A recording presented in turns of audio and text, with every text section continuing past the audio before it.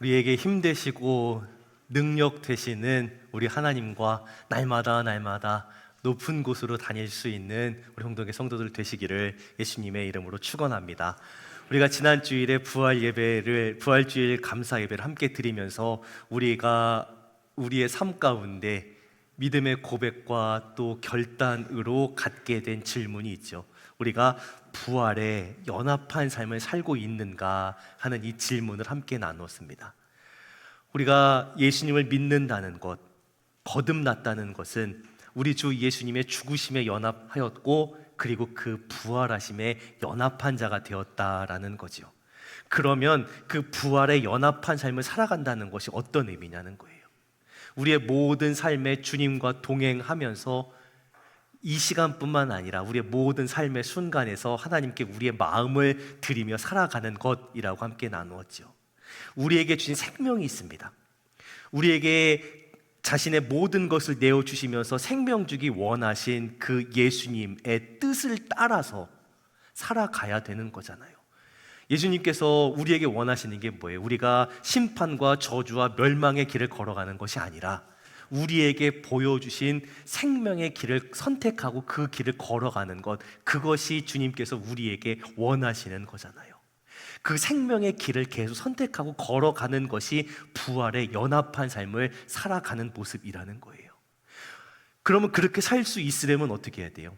하나님께서 우리에게 어떠한 은혜를 베푸셔서 여기까지 인도해 오셨는지, 또 어떠한 은혜와 사랑과 능력으로 지금 함께하고 계시는지, 또 앞으로 어떻게 이끌어 가실 건지, 그걸 기억하면서 그 행하신 은혜와 주신 말씀을 근거로 하나님 사랑하고 순종하면서 하루하루 살아내는 것이 부활에 연합한 삶이라는 거잖아요.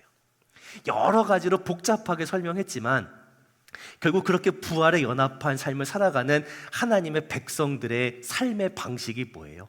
한마디로 정의하자면 바로 예배입니다. 예배.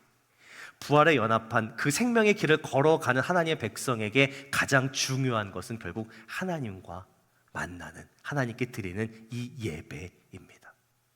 사람은 지어질 때부터 뭔가를 경배하고 뭔가를 섬기는 그런 존재로 만들어졌어요. 우리는 보통 예배라고 하면 이 주일 아침에 나와서 드리는 이 시간만 생각을 하지만 사실 이 시간에 교회 안에 있지 않은, 세상에서 자기 마음대로 살아가고 있는 사람들도 예배는 드립니다. 차이가 있다면 예배의 대상인 거예요. 누구를 예배하느냐입니다. 뭘 예배하느냐는 거예요. 세상이 예배하는 대상은 뭐예요? 돈, 명예, 성공, 자기 만족, 이런 것들을 예배하고 살아갑니다. 내 삶에 돈이 중심이 되면 나는 돈을 예배하는 사람인 거예요. 내 삶에 세상에 성공하는 게 목적이다, 그게 중심이다, 그러면 나는 성공을 예배하고 살아가는 사람이라는 거예요. 우리는 지금 이 자리에 있긴 한데 우리의 마음이 어디를 향해 있냐는 거예요. 누구를 바라보고 있냐는 거예요. 지금 누구를 예배하고 있냐는 거예요. 이곳에서 몸만 와 있는 것이 아니라 오직 하나님만 바라볼 수 있는, 하나님만 예배할 수 있는, 하나님이 원하시는 진정한 예배를 드릴 수 있는 우리 사랑동의 성도들이 다 되시기를 예수님의 이름으로 축원합니다. 하나님의 백성들에게, 이스라엘 백성에게, 그리고 우리에게 주신 말씀이에요. 그냥 주일 아침만이 아닙니다. 오늘 말씀을 시작하면서 우리가 기억해야 할, 주목해야 할, 마음에 새겨야 할 아주 중요한 표현이 나옵니다. 1절에서 이런 표현이 나와요. 너희가 평생에 지켜 행할 규례와 법도는 이러하니라예요. 평생에 지켜 행할 하나님 말씀입니다. 우리가 이 땅을 살아가는 동안에, 하나님께서 허락해 주신 생명만큼 살아가는 동안에 호흡하는 모든 날 동안 평생에 지켜 행할 말씀이라는 거예요. 하나님 백성으로 부름 받았기 때문에 평생에 이 말씀을 기억하고 지키며 행하며 살아가야 된다는 거예요. 어떻게 하나님께 예배 드릴 거냐는 거예요. 어떻게 하나님 앞에 우리의 마음을 드릴 수 있냐는 거예요. 가장 먼저 이 이야기를 하십니다. 2절과 3절에서요. 가나안 땅에 들어가면 뭐부터 하라고요? 가나안 민족들이 섬기던 우상 다 없애버리는 거예요. 그런데 조금 더 구체적으로 강하게 말씀하십니다. 2절 3절 볼게요. 너희가 쫓아낸 민족들이 그들의 신들을 섬기는 곳은이에요. 그 모든 곳을입니다. 우상만 없애는 게 아니라 우상이 있던 그 장소까지 다 철저하게 없애버리는 거예요. 우상만 없애는 것이 아니라, 그 신상만 없애는 것이 아니라 신상이 놓였던 자리들까지 싹 다 없애버리는 거예요. 왜 하나님은 이런 말씀을 하셨을까? 왜 이런 명령을 주셨을까? 이 가나안 민족들의 그 우상을 섬기는 그 예배의 특징은, 우상 숭배의 특징은 아무 곳에서나 한다는 거예요. 장소에 제한이 없습니다. 내 마음대로, 내가 편한 곳에서, 내 마음에 드는 그 자리에서 우상을 섬기는 거예요. 우상이 뭐예요? 그냥 신상 세워놓으면 우상이 아니라 나를 위해서 만든 것입니다. 내가 편하자고, 내가 좋자고 만들어 놓은 것.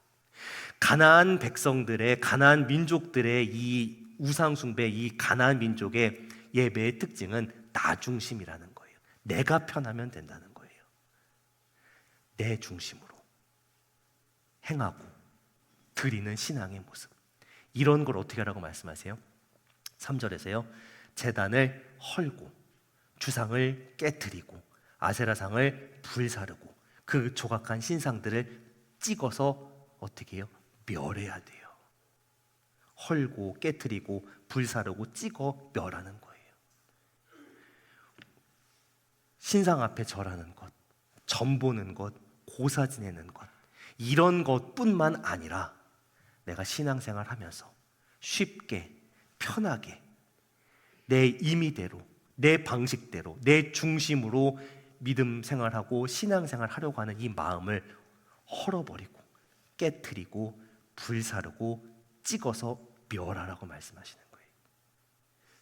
해도 그만 말해도 그만이 아니라는 거예요. 얼마나 강조하세요?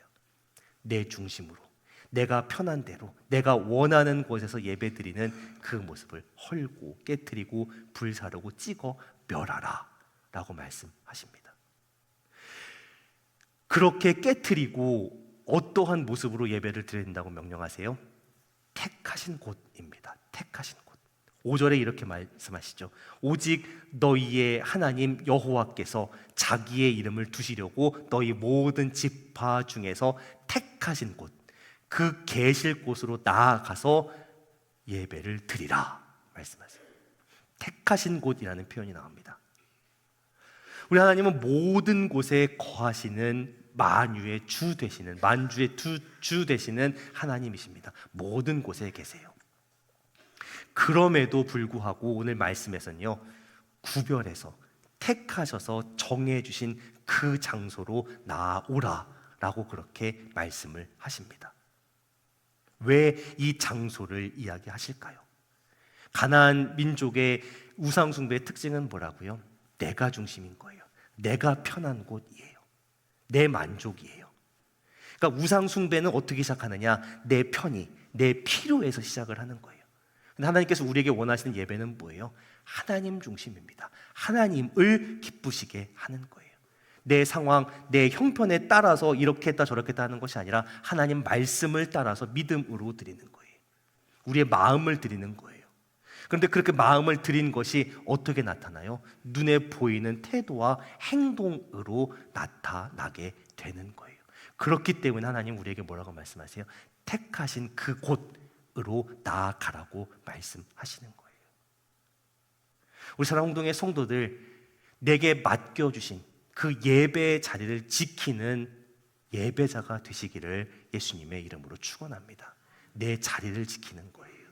내 생각에 따라서, 내 기분에 따라서, 내 형편에 따라서 왔다 갔다 하는 것이 아니라 내 자리를 지켜갈 수 있는 그런 예배자가 되시기를 예수님의 이름으로 축원합니다. 그런 면에서 보면 우리 참 중고등부 청년들이 참 귀하고 이뻐요. 찬양팀 앞 반주하고 있는 우리 친구들 보면 생각해보면 늘 있어요. 늘 있어요. 그렇죠? 그게 참 귀합니다. 가끔 보면 그래요. 밤샘 근무하고 아침에 퇴근을 해서 이 자리에 와 있습니다. 여러 가지 일 해요. 훨씬 일찍 와서 교육부 교사하고 성가대 반주하고 이거하고 저거하고 그러면서 자리에 있어요. 아까 보신 분들인지 모르겠는데 우리 드럼친 하율이 다쳐가지고 목발 짚고 있으면서 와서 앉아 있어요. 저랑 통화할 때 그러더라고요. 아파서 못하는 건 어쩔 수 없는데 덜 아프면 하겠다고. 너무 아파서 걷지도 못할 만큼이면 어쩔 수 없는데 그러면 대타를 세우는데 그렇지 않으면 그 자리에 있겠대요. 우리 방송실에 다른 데서 일해요. 주일 아침에 새벽 기차 타고 와서 자리 지킬 때도 있어요. 그런 걸 보면요, 고맙기도 하고 미안하기도 하고 부끄럽기도 하고 그래요. 우리는 어떤 모습인가? 어른인 우리는 어떤 모습인가 싶어요. 내게 맡기신 그 자리를 지키기 위해서 난 얼마나 치열한 믿음의 싸움을 싸워내고 있는가. 사실 우리가 해줄 수 있는 건 없죠. 하지만 그런 모습을 보면서 고맙고 미안하고 부끄러움을 느끼면서 더 나은 모습으로 믿음의 본을 보여주고 신앙의 유산을 물려줘야 되지 않겠는가라는 그런 고백, 그런 결단을 좀 드릴 수 있는 우리 홍동의 장년부가 되시기를 예수님의 이름으로 축원합니다. 그렇게 자리를 지키는 우리 자녀들, 우리 젊은 세대들, 우리가 해줄 수 있는 건 없지만 하나님께서 복 주셔서 그 인생도 책임져 주시고 그 앞길도 열어주시고 인도해 주시고 형통하게 해 주시기를 간절히 기도하고 소원합니다. 함께 그렇게 우리 자녀들이 더 하나님 앞에 귀하게 복되게 쓰임받는 예배자로 설 수 있게 달라고 함께 기도하는 성도들 되시기를 예수님의 이름으로 축원합니다. 하나님 분명히 우리에게 마음을 원하세요. 마음. 하나님이 우리에게 원하시는 건 완벽함이 아닙니다. 우리의 진정한 마음이죠. 아주 세련되고 완벽한 하나의 절과 딱딱 떨어지는 그런 예배가 아니라, 그런 음악이 아니라 우리의 마음을 드리는 진정성 있는 예배를 원하십니다. 우리의 모습을 보면 그렇잖아요. 우리의 삶이 절대 완벽할 수 없어요. 그러나 주신 말씀 앞에서 그 말씀을 지키기 위한 믿음의 반응과 결단과 그 걸음을 드리는 자체가 우리의 신앙 고백이고요, 우리가 하나님 백성이라는 걸 증명하는 모습이죠. 예배에서도 마찬가지입니다. 사실 다 알아요. 장소가 중요한 게 아니라, 형식이 중요한 게 아니라 마음이 중요하다는 거 다 압니다. 근데 오늘 말씀을 보면 하나님 정말 계속해서 모세를 통해서 장소에 대한 말씀을 강조하세요. 이 장소를 강조하신 이유가 있어요. 이스라엘 백성들이 이제 광야 생활을 끝내고 가나안 땅에 더 정착해 살 때에 지파별로 땅을 분배를 받고 하나님께서 택하신 예배드리라고 정하신 그 장소가 지파에 따라서 멀 수도 있어요. 그렇죠? 그러면 거리가 멀거나 아니면 여러 가지 이유 때문에, 문제들 때문에 하나님께 정하신 그 장소까지 가기 힘들 수 있어요. 이스라엘 백성은 가나안 땅에 정착해 살면서요, 이런저런 여러 가지 이유를 들어서 하나님께서 정하셨던 성소가 있는 그 실로까지 가지 않고 여기저기에 산당을 세우고 거기서 제사를 드리기 시작합니다. 그런데 여기저기서 산당을 세우고 제사를 드렸던 그 모습 속에서 틈이 생기기 시작합니다. 우상 숭배의 유혹이 파고들기 시작합니다. 그러니까 어떻게 되냐? 여로보암 왕 때에는 베델하고 단에 금송아지를 놓고 그것을 하나님의 양 섬기는 그런 모습까지 가게 돼요. 물론 우리의 형편에 따라 하나님, 우리가 그렇게 할 수밖에 없는 것을 이해하시지만 내 편의를 따라서 신앙생활 하는 것에는 이런 위험이, 이런 가능성들이 분명히 생기게 된다는 거예요. 내 생각이 옳은 대로 하는 신앙은 작은 것이지만 반드시 큰 위험으로 이어지게 된다는 거예요. 하나님 정하신 장소에서 하나님 말씀을 따라서 드리는 예배가 그 자체로 우리의 신앙 고백이 됩니다. 믿음의 기초는 다른 것에 있지 않아요. 하나님 말씀대로 따라가는 것입니다. 말씀대로 순종하는 것입니다. 우리에게 하나님이 뭐라고 이 예배에 대해서, 신앙생활에 대해서 말씀해 주세요? 어렵지만, 어렵더라도 말씀 중심으로, 교회 중심으로 살아가고 신앙생활 하는 것이 중요하다고 말씀하시잖아요. 그러면 그렇게 살아갈 수 있는, 그렇게 말씀하신 대로 살아갈 수 있는 우리 사랑홍동의 성도들 되시기를 예수님의 이름으로 축원합니다. 이 말씀을 듣고 다시 좀 결단하셨으면 좋겠어요. 맞아요. 주님, 내가 어렵습니다. 여러 가지 형편 때문에 어렵습니다. 그러나 주님, 나올 수 있게 하여 주옵소서. 주일도 지키게 하여 주시고, 수요일도 지키게 하여 주시고, 새벽 제단 싸울 수 있게 하여 주옵소서. 그렇게 다시 한번 말씀 앞에서 믿음으로 결단할 수 있는 우리 사랑홍동의 성도들 되시기를 예수님의 이름으로 축원합니다. 또 하나, 오늘 말씀에서 예배 드리는 장소만큼 하나님 강조하시는 게 있어요. 그게 뭐냐면요, 함께입니다. 함께. 12절 말씀에서 이런 표현이 나와요. 너희와 너희 자녀와 노비와 함께 너희의 하나님 여호와 앞에서 즐거워할 것이오입니다. 자, 그리고요 18절에서도 비슷한 표현이 나옵니다. 내 하나님 여호와께 택하실 곳에서, 내 하나님 여호와 앞에서 너는 내 자녀와 노비와 성중에 거주하는 레위인과 함께 먹고입니다. 함께입니다. 함께. 당사 우리 자신, 그리고 우리 자녀들, 노비, 레위인 할 것 없이 함께 예배하는 거예요.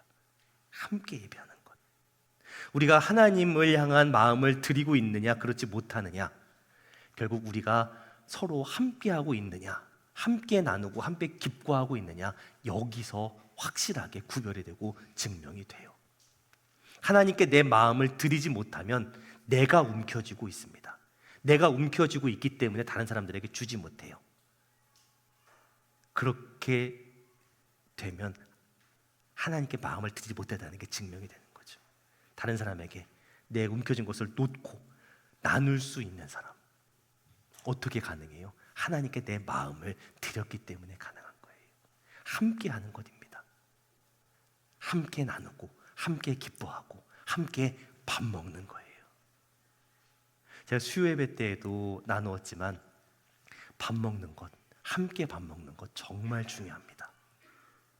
우리가 이 예배에 있어서 영혼의 양식만, 영적인 양식만 잘 먹으면 된다라고 생각하지만 예수님은 그렇게 하신 적이 없어요. 늘 육신의 양식을 함께 먹이셨습니다. 왜 그렇게 하셨을까요? 함께 밥을 먹어야 이미 부활하셔서 이미 우리와 함께 계신 예수님 알아볼 수 있기 때문에 그래요. 엠마오로 가는 두 제자가, 누가복음 2장에 보면요, 엠마오로 가던 두 제자가 예수님과 함께 길을 걸어가지만 예수님을 알아보지 못했습니다. 눈이 가려져서 알아보지 못해요. 그러다가 언제 눈이 밝아져서 예수님을 알아봤냐? 예수님과 함께 밥 먹었을 때입니다. 누가복음 24장 30절 31절에서요. 함께 밥 먹었을 때 그들의 눈이 밝아져서 예수님이신 줄 알아보게 됐다라고 분명하게 소개합니다. 밥 먹는 거 이렇게 중요합니다. 신앙 공동체는요, 예배 공동체는요, 말씀과 식탁이 함께 가야 됩니다. 우리에게 생명 주시기 위해서 오신 예수님이 함께 먹는 것을 그렇게 중요하게 여기셨습니다. 그래서 늘 기도합니다. 우리 성동의 성도들 가운데 여러 가지 처지와 형편들 때문에 예배 드리자마자 곧장 돌아가셔야 되는 분들이 있어서 늘 마음에 안타까움으로 남아요. 그런 분들이 하나님, 함께 예배 끝나고도 밥 먹을 수 있도록, 함께 식탁 나눌 수 있도록 하나님 그 처지와 형편을 돌보아 주셔서 더 풍성한 은혜를 나눌 수 있게 해주십시오라고 그렇게 기도합니다. 내가 처지가 돼서 나는 예배도 드릴 수 있고 밥도 먹고 여유 있게 있을 수 있으니까 라고 끝나는 것이 아니라 하나님, 그렇게 처지와 형편이 어려운 지체들, 그런 성도들 하나님께서 돌보아 주셔서 더 풍성한 은혜를 함께 나눌 수 있게 하여 주십시오라고 그렇게 기도할 수 있는, 그런 마음으로 하나님께 예배할 수 있는 우리 사랑홍동의 성도들이 다 되시기를 예수님의 이름으로 축원합니다. 하나님께서 우리에게 말씀을 주신 것은 우리를 힘들게 어렵게 올가매기 위해서 주시는 게 아니에요. 오늘 말씀에서 또 하나 기억해야 될 건 뭐예요? 우리가 마음에 원하는 대로 마음껏 누릴 수 있다라는 말씀을 주시잖아요. 지금은 광야에 있으니까 어렵겠지만 하나님께서 허락해 주신 대로 내 지경을 넓혀 주신 후에 내가 고기 먹어야 되겠다라고 하면 언제나 마음에 원하는 만큼 고기 먹을 수 있다라고 20절에서 말씀해 주시잖아요. 그런데 기준이 있어요. 하나님께서 주신 대로예요. 하나님께서 주신 대로. 말씀 안에서 하나님께서 쳐주신 은혜의 울타리 안에서 자유함을 누리는 겁니다. 그 안에서 내 마음대로 하는 거예요. 주신 것 안에서 누려야지 주시지 않은 것 같고 자꾸 찾아다니면 거기서 문제가 생기기 시작하는 거예요. 하나님께서 나에게 주시는 게 있는데 그것 안에서 살아야 되는데 그것 말고 또 다른 걸 보려고 하니까 어떻게 자꾸 울타리 밖으로 세상으로 가나안 사람들 어떻게 살았는가를 자꾸 기웃거리게 된다라는 거예요. 우리가 어떻게 해야 하나님의 복과 은혜를 누리며 살아갈 수 있어요? 하나님께서 원하시는 것, 하나님께서 말씀하시는 것, 하나님께서 의롭게 여기시는 것을 해야, 그래야 복 받는다라고 오늘 말씀해 주시잖아요. 25절에 이런 말씀이 나와요. 여호와께서 의롭게 여기시는 일을 행하면 너와 내 후손이 복을 누리리라. 하나님께서 의롭게 여기시는 일이 뭐예요? 하나님 주신 말씀에 순종하는 거예요. 그렇게 말씀에 순종하고 살려고 애쓰는 거예요. 그것이 하나님께 은혜를 받을 수 있는 비결이고 은혜의 통로가 된다는 거예요. 그래서 28절에 다시 한번 말씀하시죠. 내가 너에게 명령한 이 모든 말을 넌 듣고 지키라. 내 하나님 여호와의 목전에 선과 의를 행하면, 하나님 보시기에 선하고 의로운 것, 하나님 말씀에 순종하면 너와 내 후손에게 영구히 복이 있으리라 입니다. 하나님께서 은혜와 복 주신다는 걸 믿고 하나님께로부터 은혜와 축복이 온다는 것을 믿고 그 말씀에 순종하는 사람들은 계속해서 은혜와 복을 받는 선순환이 이루어집니다. 그리고 그 순종이 계속해서 또 다른 복을 불러오게 해요. 그리고 그 복이 흘러갈 수 있게 됩니다. 내가 드린 순종이 축복의 통로가 돼서 나뿐만 아니라 내 후손에게, 다른 사람들에게 하나님의 복과 은혜가 흘러가게 만드는 통로가 됩니다. 순종은 아주 중요합니다. 지금까지 걸어왔던 이스라엘의 여정에서 하나님 계속 강조하셨던 게 순종이었고요. 가나안 땅에 들어가서 가나안 민족을 물리치는 그 정복 전쟁을 해야 될 때에 승리할 수 있는 그 비결도 바로 순종입니다. 순종하는 믿음을 통해서 하나님이 앞서 나가시고 싸우시고 역사하시고 이기게 하시고 승리하게 하시는 거예요. 그 순종 안에서 주시는 은혜와 축복을 누리고 살아가는 거죠. 이스라엘 백성에게만 그런 삶이 주어지는 것이 아니라 오늘을 살아가는 우리도 똑같습니다. 나에게 말씀하시는, 나를 위해 역사하시는 하나님 말씀을 믿고 의지하고 신뢰하고 순종하면서 살아가는 거예요. 그러면서 주시는 복과 은혜를 누리고 또 그 은혜와 축복으로 말미암아 순종하고 그 은혜와 축복을 다른 사람에게 흘려보내고 살아가는 그런 삶이 되어야 한다는 거죠. 이미 우리를 그런 삶으로 불러주셨다는 거예요. 그런 은혜와 축복을 누리는 삶으로 이미 불러주셨어요. 그러면 이전으로 돌아가면 안 된다는 거예요.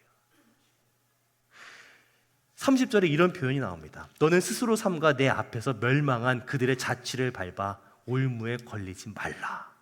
그들의 신들을 탐구하여 이르기를 이 민족들은 그 신들을 어떻게 섬겼는고 나도 그와 같이 하겠다 하지 말라 라는 말씀이 나옵니다. 이미 하나님께서 우리에게 은혜와 축복을 주셨습니다. 그 은혜와 축복을 누리고 살게 하셨습니다.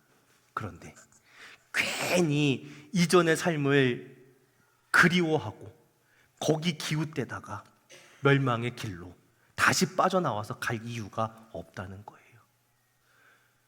우리에게 만족 주시는 분이 누구예요? 하나님이십니다. 세상이 주는 거 아니에요. 우상이 주는 거 아니에요. 하나님 계신 곳에 올 때에, 하나님께 우리의 마음을 드릴 때에 하나님께서 우리에게 복 주심으로 말미암아 기뻐하고 즐거워하는 거예요. 그것이 우리가 이 땅을 살아가면서 은혜와 축복을, 감사와 기쁨을, 평안을 누릴 수 있는 비결입니다. 다시 이전의 모습으로, 다시 세상의 방법으로 돌아가지 않아야 돼요. 나의 삶이 이전과 같을 수 없다입니다. 우리가 가야 할 길은 더 큰 은혜, 더 큰 축복, 더 풍성하게 누리는 그 길로 계속 가야 되는 거예요. 그 비결이 뭐라고요? 말씀 안에 거하는 것입니다. 말씀 안에 순종하는 것입니다. 더 큰 은혜, 더 큰 축복 받아 누리며 살아갈 수 있는 우리 사랑홍동의 성도들 되시기를 예수님의 이름으로 축원합니다. 우리가 예수님의 부활에 연합한 삶을 살아간다고 고백하죠. 그 삶의 모습이 뭐라고요? 예배입니다. 우리의 삶이 이전과 같을 수 없다입니다. 이전과 같으면 안 돼요. 이전까지는 내 마음대로 살았을지 몰라도 이제는 그렇게 살면 안 된다 말씀하십니다. 8절에서요. 우리가 오늘 여기에서는, 광야에서는 각기 소견대로 했지만 너희가 거기에서는, 가나안 땅에서 그렇게 하지 말라 말씀하세요. 이전과는 다른 모습이 된다는 거예요. 이전에는 억지로 끌려가는 모습이었다면 이제는 책임감을 가지고 살아가는 믿음의 모습을 가져야 한다 말씀하세요. 하나님 백성과 세상 백성의 가장 결정적인 차이가 뭐예요? 세상 백성은 내 마음대로 합니다. 자기 소견에 옳은 대로 합니다. 하지만 하나님 백성은 하나님 말씀대로 하는 것입니다. 우리가 오늘 말씀을 들었습니다. 말씀을 듣고 알았습니다. 그렇다면 하나님 말씀대로 행할 수 있어야 되는 거예요. 마음을 드리고 시간을 드리고 몸을 드리고 삶을 드릴 수 있는 우리 사랑홍동의 성도들 되시기를 예수님의 이름으로 축원합니다. 그래서 로마서 12장 1절 2절에서 이렇게 말씀하시네요. 너희 몸을 하나님이 기뻐하시는 거룩한 산 제물로 드리라. 이것이 너희가 드릴 영적인 예배니라 해요. 마음에서 우러난 우리의 행동을, 우리의 삶을 하나님께 드리는 것입니다. 도살장에 끌려가는 소처럼 코 깨서 억지로 끌려가는 것이 아니라 우리의 마음을 드리며 길과 진리와 생명이 되신, 우리를 위해 죽으시고 부활하신 예수님과 함께 동행하면서 우리의 삶 전체를 하나님께 드리고 살아가는 것이 하나님께서 우리에게 원하시는 예배인 줄로 믿습니다. 우리를 그렇게 주님께서 도우십니다. 우리의 온 마음을, 온 몸을, 온 삶을 드릴 수 있도록 지금도 우리와 함께 하시고 우리를 도우시고 우리와 인도하시는 우리 주 예수님이 계십니다. 우리 주님과 함께하며 우리 주님 바라보며 주님과 동행하며 하나님이 원하시는 예배를 드릴 수 있는, 하나님 기뻐하시는 예배자로 살아갈 수 있는 우리 사랑동의 성도들 다 되시기를 예수님의 이름으로 축원합니다. 기도하겠습니다.